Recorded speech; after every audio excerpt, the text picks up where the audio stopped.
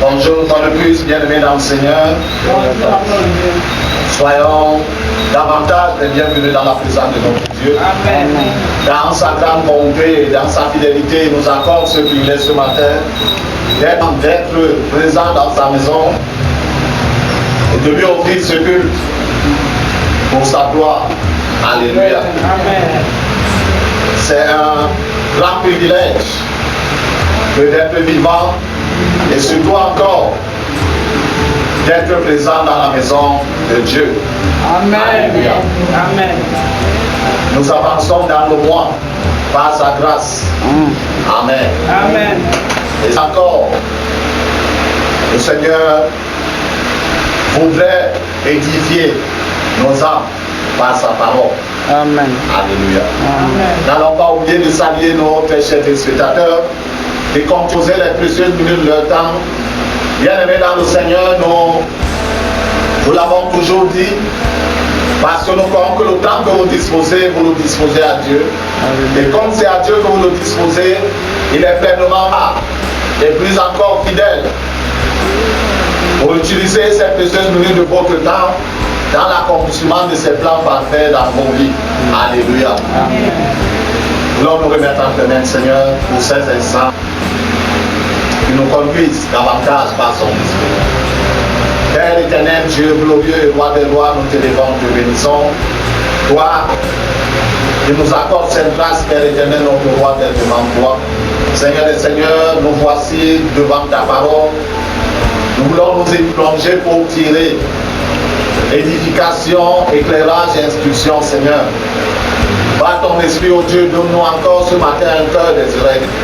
Permets-nous, ô Dieu de fidélité, à travers de ce partage, nous puissions, Seigneur notre roi, être pleinement, Seigneur notre roi, instruit et pleinement, Père éternel, notre roi, édifié pour la gloire de ton Saint-Nom et à travers nous, au nom de Jésus-Christ de Nazareth.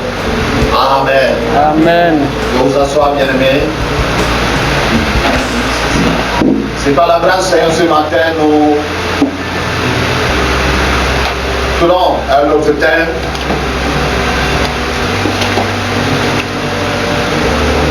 Qui vient dans la suite. Alléluia. Amen. Parce que Dieu travaille comme un maçon qui doit élever une maison. Il creuse des fouilles, fait une terrasse d'abord. Les lieux, il creuse des fouilles pour établir la fondation de la maison. Alléluia. Autant la maison doit s'élever, autant la fondation doit être profonde. Yes. Et lorsque la fondation est établie, au fini, il peut commencer l'intention des murs de la maison. Amen. Et rangée après rangée, il évolue. Lorsqu'il a atteint un certain niveau dans le mur, il peut couler des poteaux. Alléluia. De même, Dieu évolue donc dans son œuvre, dans nos vies, étape, afin de bâtir nos vies conformément à ses plans et selon sa volonté. Alléluia. Amen. Ce matin, donc, nous voulons introduire ce thème.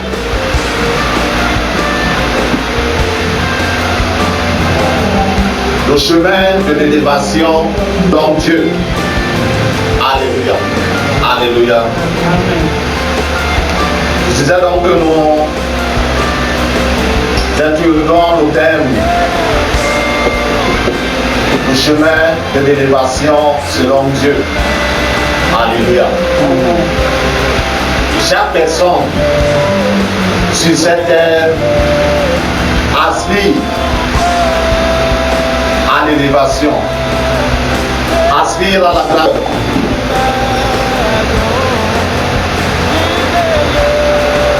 Et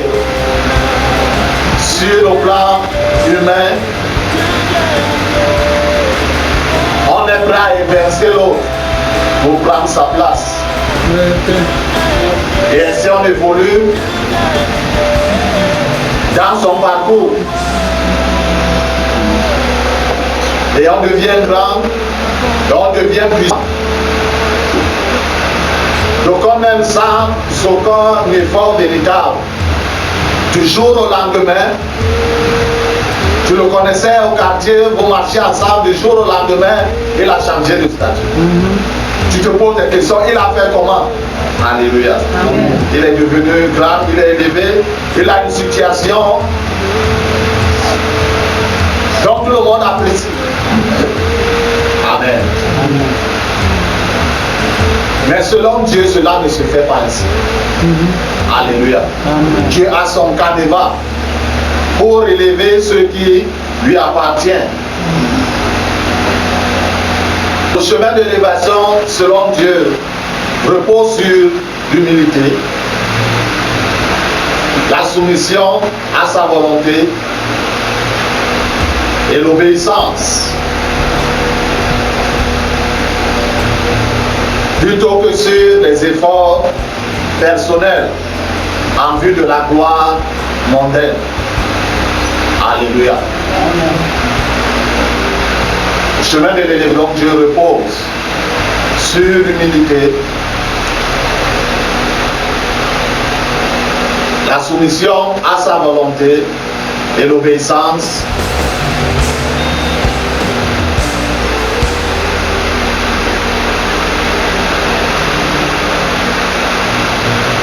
Plutôt que sur les efforts personnels en vue de la gloire mondaine. Donc Dieu a les principes de base, sans lesquels aucune élévation n'est possible.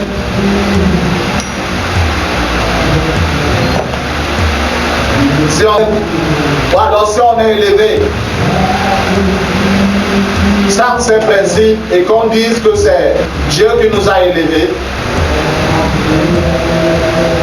ce ne sont que les saints qui croiront. Mais pour quelqu'un qui connaît la volonté de Dieu, il saura que ce n'est pas Dieu. Alléluia. Amen. Donc l'élévation, selon Dieu, provient de Dieu seul.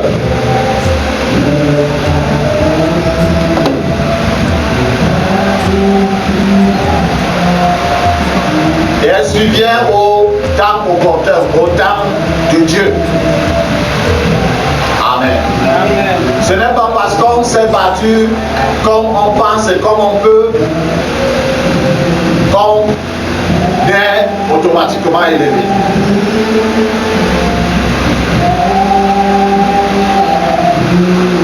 Je suis son temps. Cette élévation vient après une période de préparation du caractère. Alléluia. Amen. Parce que Dieu ne lève pas seulement pour l'élever. Il ne lève pas pour sa gloire. Yes. Alléluia. Amen. Il ne lève pas quelqu'un pour la gloire de sa famille ou la gloire de qui que ce soit. Quand il élève quelqu'un, c'est pour sa propre gloire. Vérité. Et pour les intérêts à lui. Amen.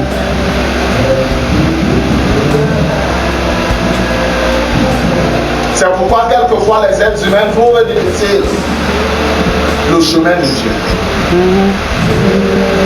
Parce qu'ils ne marchent pas à notre rythme. Vérité. Amen. Ils ne marchent pas selon notre timing.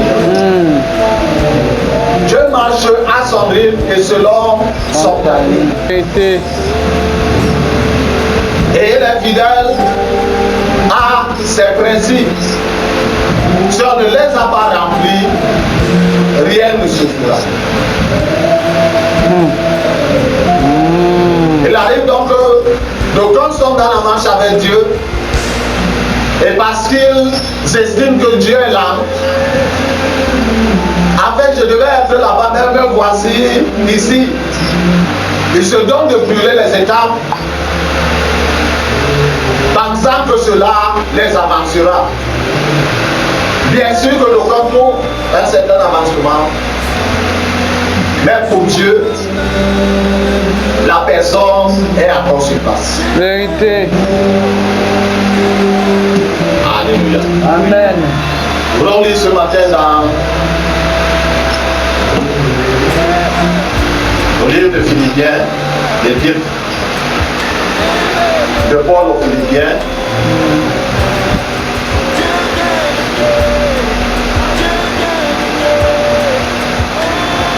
Chapitre 2, verset 5 à 11. Philippiens chapitre 2, verset 5 à 11. Je lis au nom de Jésus. Ayez en vous les sentiments qui étaient en Jésus-Christ, lequel, existant en forme de Dieu, n'a point regardé comme une proie arrachée d'être égal à Dieu, mais s'est dépouillé lui-même en prenant une forme de serviteur, en devenant semblable aux hommes et ayant paru comme un simple homme. Il s'est humilié lui-même, se rendant obéissant jusqu'à la mort, même jusqu'à la mort de la croix. C'est pourquoi Dieu l'a souverainement élevé. Il lui a donné le nom qui est au-dessus de tout nom, afin qu'au nom de Jésus, tout genou fléchisse dans les cieux, sur la terre et sous la terre, et que tout l'âme fasse que Jésus-Christ est Seigneur, à la gloire de Dieu le Père. Amen. Amen. Amen. C'est l'exemple. Ou alors le pas qui conduit à l'élévation. Amen. Le Seigneur n'avait pas, si ce n'était pas à cause du péché de l'homme, il n'aurait pas eu besoin de devenir un être humain. Alléluia. Amen. Mais parce qu'il fallait sauver l'homme, il a accepté de devenir un être. Amen. Il s'est rabaissé lui-même. Non pas au niveau des êtres humains ordinaires et libres, mais au niveau des esclaves, comme au niveau des sous-hommes. Parce que l'esclave n'est pas considéré comme un homme, mais considéré comme un sous-homme. Parce qu'il fallait aussi sauver les sous-hommes. Alléluia. Amen. Ceux qu'on considère comme n'existant pas, quoi existant.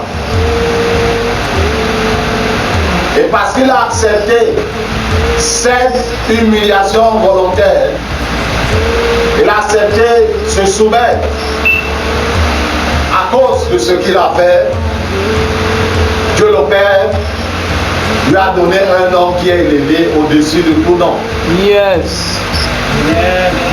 Et quand la mention de ce nom, tous genoux fléchissent. Dans les cieux, sur la terre et sous la terre. Quelle que soit la langue humaine sur cette terre, qui prononce ce nom avec foi, le respect est donné à ce nom. Yes. Amen. Amen. Qu'est-ce qu'un témoignage qu'on m'a rapporté par un collègue? Ils habitaient quelque part ici au début, ou alors après, il faut citer, au début de Mécaneuf, pour ceux qui connaissent la ville de Voilà, de la zone Bassa. Et bon, ils annonçaient l'évangile en tant que jeunes à leurs amis. Ils parlaient du nom de Jésus, ils parlaient de la puissance du nom de Jésus. Et bon, donc on plus d'autres s'en foutaient comme des adultes. L'un d'eux, dans une fois, était sorti, était allé en ville. Et il rentrait à une heure tardive. À l'époque, Ce n'était pas comme de nos jours. On peut trouver les 26 heures qui font la veille. Alléluia. Avec certaines formes en nos côtés, tu ne pourrais plus trouver un taxi, bien que la route soit goudronnée. Ok, c'est dit, ok, je suis un homme. Et il s'est engagé dans la marche. Il a marché, il a traversé tout. Arrivé le Pécavite. Il a commencé le marché, il avançait et il descendait. Pendant qu'il descend à côté, la rivière, le côté pour ceux qui la connaissent, elle n'était pas comme de nos jours où l'eau est trouble plus que le trouble lui-même. L'eau était claire comme cette rivière. À distance, il entend l'exclamation de mécontentement. Les esprits qui étaient mécontents qu'à 3 heures de la nuit, un être humain fait quoi dehors? Quand il a entendu cette exclamation, la chair de poule, tous les poils du corps et même jusqu'aux cheveux de la tête se sont hérissés parce que son a été au contact de l'influence des esprits des eaux. Et le jeune homme saisit le panier, il ne peut pas aller en arrière. Il ne peut non plus traverser la rivière pour aller chez lui. En fait, le retour vers le côté était plus loin que sa maison. Et il s'est souvenu de ce que ses amis lui disaient, ceux qui avaient cru à l'évangile, que le nom de Jésus était possible. C'est ainsi qu'il prend tout son courage. Quand il a dit au nom de Jésus, il n'avait pas terminé Jésus pour mettre de Nazareth derrière. Il dit qu'il a entendu une débandade sur les autres. En quelques secondes, tout est devenu calme. L'influence maléfique qu'il ressentait, tout est devenu sain. Il a pris son courage, il a traversé, il est arrivé à la maison. Tôt le matin, c'est lui qui est parti toquer.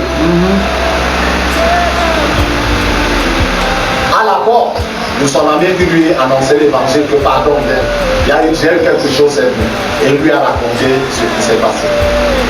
Alléluia. Parce qu'il a eu une petite foi de prononcer ce nom. Et ceux qui connaissent l'autorité qui est investie sur ce nom, les êtres humains peuvent faire tout ce qu'ils font de nos jours.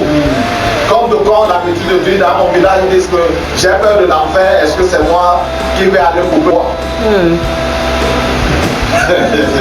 Ils savent pas que le feu de l'enfer, même le bois frais, comme ça brûle, comme si c'était le bois sec. Alléluia. Les humains peuvent dire n'importe quoi sur ce nom, ils peuvent dire n'importe quoi, mais que le moment va arriver. C'est pas le respect qu'on donne à nos chefs de l'État. Ça c'est un petit respect, c'est un petit. Le respect d'autres. Tu te trouves en train de fléchir tes genoux sans t'en rendre compte que tu es âgé. Alléluia. Amen. Parce qu'il a accepté ce soumettre, il a accepté ce passé. Pour la gloire de Dieu et pour la cause des humains. Alléluia. Amen. Et l'apôtre Paul écrivant ainsi aux Philippiens, qu'il disait d'avoir les mêmes sentiments, d'avoir les mêmes dispositions de cœur. Amen. Parce que pour Dieu, pour qu'il te lève, il te rabaisse d'abord obligatoirement.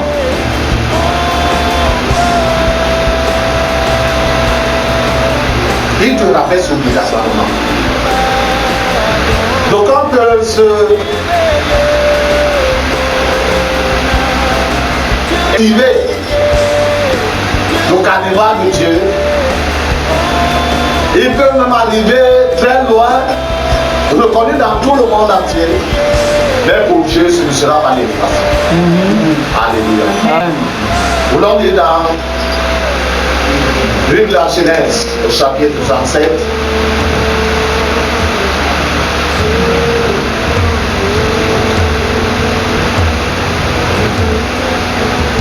Du premier verset au verset 11. Jacob demeura dans le pays de Canaan, où avait séjourné son père. Voici la postérité de Joseph, âgé de 17 ans, faisait perdre le troupeau avec ses frères. Cet enfant était auprès des fils de Bila et des fils de Zippa, femme de son père, et Joseph rappelait leur père leur mauvais propos. Verset 3. Israël aimait Joseph plus que tous ses autres fils, parce qu'il avait eu dans sa vieillesse, et il lui fit une tunique de plusieurs couleurs. Ses frères virent que leur père l'aimait plus que tous, et le prit en haine. Ils ne pouvaient lui parler avec amitié. Joseph eut un songe. Il le raconta à ses frères, qui le haït encore davantage. Écoutez donc ce songe que j'ai eu. Nous étions alliés à des herbes au milieu des champs, et voici ma gerbes se levait et se tint debout. Les beaux gerbes l'entouraient et se prosternèrent devant elle. Ses frères lui dirent, est-ce que tu iras sur nous? Est-ce que tu nous gouverneras? Et il le haït encore davantage à cause de ses songes et à cause de ses paroles. Il y eut encore un autre songe, et il le raconta. Il dit, j'ai eu encore un songe. Et voici le soleil et la lune, et 11 étoiles se prosternaient devant moi. Il raconta à son père et à ses frères. Son père le regarda et lui dit, que signifie ce songe que tu as eu? Faut-il que nous venions, moi, ta mère et tes frères, nous prosterner en terre devant toi? Ses frères eurent de l'envie contre lui, mais son père garda le souvenir de ces choses. Amen. Amen. Amen. Amen. C'était là la prière de Dieu pour Joseph, qui très jeune, Dieu lui fait voir ce qu'il va devenir. Il le raconte tout naturellement à ses grands frères, lui pensant qu'il devait accueillir l'ange d'une bonne manière. Et l'ont davantage haï. Déjà qu'il était au milieu d'eux comme un rapporteur. Leur mauvais comportement, il le rapportait à leur père. Et Dieu, pour montrer la véracité ou alors la pertinence de ce qu'il lui a fait voir, lui montre un autre sens pour confirmer le premier. Là maintenant, ce n'était plus ses frères et seulement, mais même ses et sa mère étaient inclus. Bien que son père l'ait réprimandé, parce que lui non plus ne comprenait pas la portée de ce songe, mais en tant qu'homme spirituel, il s'est retenu tout de même. Et pendant que ses frères ont eu de l'envie contre lui, son père a gardé le souvenir. Alléluia. Amen. Et Joseph avait pensé que ça se passerait du type au temps. Déjà qu'à son âge, dans la tradition hébraïque, c'était les princes et les princesses qui portaient le genre d'habit que son père lui avait poussé. Donc lorsqu'on voyait quelqu'un avec ce genre d'habit, Chez nous, si on appelle chercher le mot. Alléluia. Amen. Mais chez eux, cet habit de plusieurs couleurs,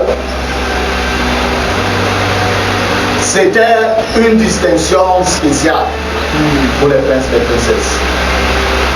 Et ils avaient pensé que non, ça va se passer du tricotage. Or, Dieu, bien que lui a montré la fin, il ne lui a pas montré comment ça se passait. Alléluia. Nous voulons voir quelques principes clés de l'élévation selon Dieu.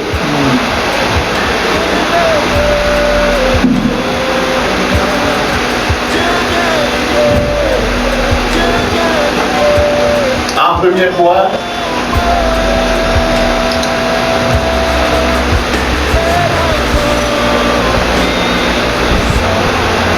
l'humilité d'abord.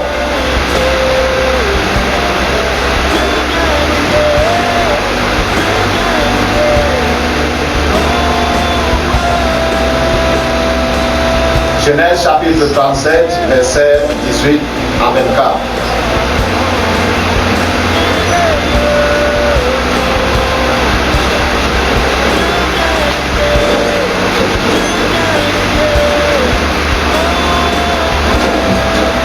Genèse 37, verset 18 à 24. Il le vit de loin. Et avant qu'il fût près d'eux, ils complotèrent de le faire mourir. Ils se dirent l'un à l'autre, voici le faiseur des songes. Venez maintenant, tuons-le et jetons-le dans une des citernes. Nous dirons qu'une bête féroce l'a dévoré. Et nous verrons ce que deviendront ces songes. Lui, bien entendu, et il le délivra de leurs mains. Il dit, ne lui ôtons pas la vie. Lui, bien leur dit, ne répandez point de sang, jetez-le dans cette citerne qui est au désert, et ne mettez pas la main. Il avait dessein de le délivrer de leurs mains pour le faire retourner vers son père. Lorsque Joseph fut arrivé auprès de ses frères, ils le dépouillèrent de sa tunique, de la tunique de plusieurs couleurs qu'il avait sur lui. Il le prit et le jetèrent dans la citerne. Cette citerne était vide, il n'y avait point d'eau. Ils s'assirent ensuite pour manger. Alléluia. Amen.